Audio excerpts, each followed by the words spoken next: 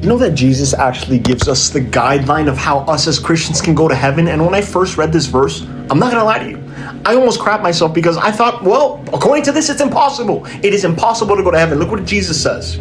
For I tell you that unless your righteousness surpasses that of the Pharisees and the teachers of the law, you will certainly not enter the kingdom of heaven. Hold on.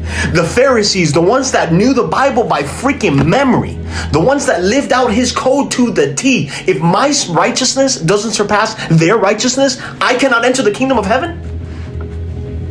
We're cooked. We're cooked. Or so that's what you think. But what does righteousness actually mean? What does it mean?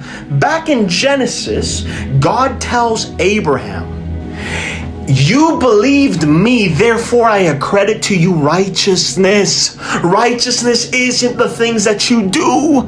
Yes, you mess up. Yes, you fall into sin. Yes, you fall into addiction. Yes, you try and read the Bible more. Yes, you try and pray more. But guess what? That is not righteousness. You want to know how I know? Because Jesus goes on to say, if you think that murdering is wrong, guess what? Even if you're mad at your brother, you're a murderer. And he goes through a list of all the things. He says, anyone who says, fool, you're in danger of the fire of hell. You've never called somebody stupid? Well, you're in danger of the fire of hell. You want to know why Jesus does this?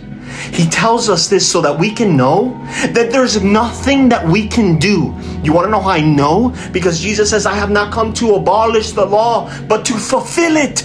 To fulfill it for you. Because you've called other people stupid. You've looked at a girl with lust and you've committed adultery in your heart.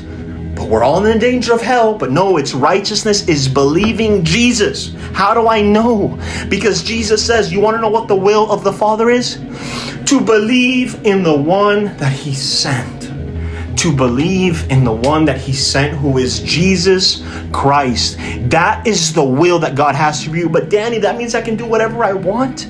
No, because if you genuinely believe that God fulfilled all of this for you and said, no, you deserve the cross, but I'm gonna take it.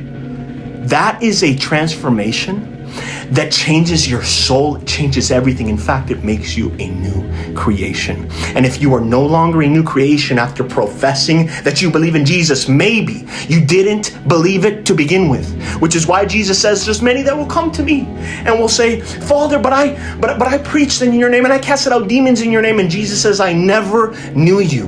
Never. It's not that I knew you and then I didn't know you. It's that I never knew you.